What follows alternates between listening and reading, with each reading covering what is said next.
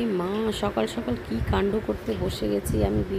এটা জানতে গেলে ভিডিওটা অবশ্যই তোমরা প্রথম থেকে দেখবে কি কেন এরকম করলাম। ফ্রেন্ড, ওয়েলকাম টু ব্যাক সকলকে স্বাগত।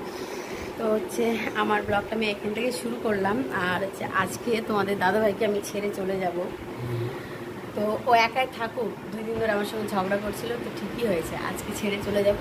আর আসবো না, 10 দিন মতন আসবো না, কেমন লাগে তখন বুঝতে পারবো। ঠিকই হয়েছে, এরকমই শাস্তি দেওয়া দরকার। 2 দিন ধরে কথা বলেনি।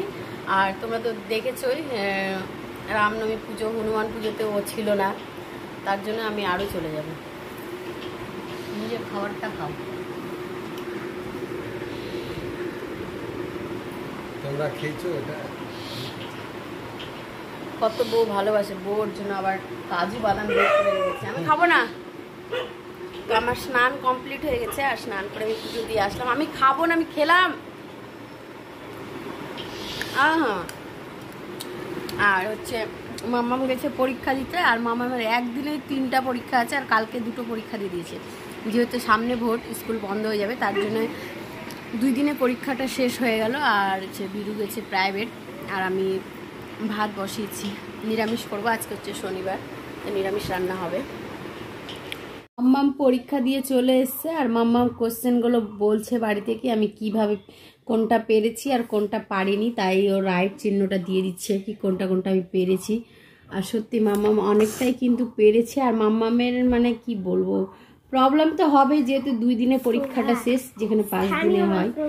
মাম্মাম সব কোশ্চেনগুলো দেখাচ্ছে কি বাবাকে কোনটা পেরেছি কোনটা পারিনি।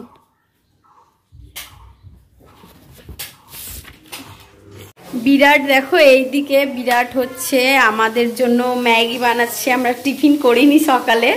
আর এইদিকে আমার রান্নাও হচ্ছে, এদিকে আলু পটলের ভাজা করছি, আর ওইদিকে আলু আর হচ্ছে টমেটো দিয়ে আমি তরকারি করব। আর এই দিকটা করেছি অল্পখানি মূলো ভাজা।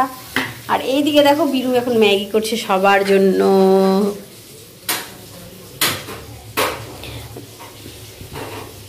সবার জন্য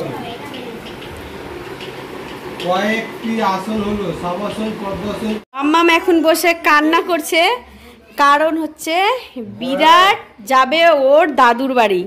আর এইদিকে বিরাটের ব্যাগ গুছানো হয়ে গেছে, বিরাট ওর মাসির সঙ্গে যাবে। বিরাটের ব্যাগ গুছানো হয়ে গেছে। আর বিরাট কেমন লাগছে? ও অনেক দিন পর যাবে। কতদিন পর যাচ্ছি?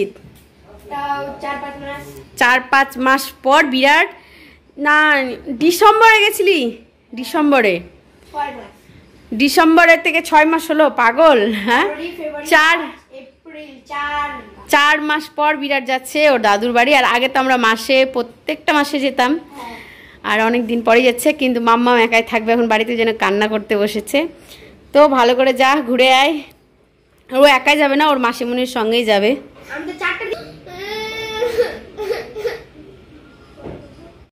আসলাম বাবু, পুকুরে স্নানটা নত দৌড়াদৌড়ি করবা না রোদের মধ্যে। হ্যাঁ, আসলাম মামা। বিরু চলে যাবে, সন্ধ্যার দিকে যাবে, আমার সঙ্গে দেখা হবে না। বাবা ভালো করে থাকবা। হ্যাঁ, এইদিকে পার্লারে এসে দেখি রাজুদা কাজ পরিষ্কার করবে, তার জন্য আমি স্প্রেগুলো দিয়ে দিচ্ছিলাম, আর রাজুদা এখন পরিষ্কার করবে। রাজুদা বলছে তোরা তো করবি না, আরও কাজ বাড়াবি, উল্টো স্প্রেটা আমার কাছ থেকে কেড়ে নিল। আর রাজুদাই স্প্রে করতে লাগলো, দিয়ে করে টোরে মুছবে। সত্যি রাজুদা কিন্তু অনেক খাটে, আমাদেরকে অতটা খাটতে দেয় না। আমার ইচ্ছা খুশি আমি কাজটা করি। আর এইদিকে আমি একটু সন্ধ্যাবেলা বসেছিলাম ফ্রেশ হয়ে, ভালো লাগছিল না মনটা। বাড়ি আসলাম, আর বাড়ি হয়ে ফ্রেশ হয়েছি, কিন্তু এই যে কাজল পরেছিলাম বলে কাজলগুলো ছুটছে না।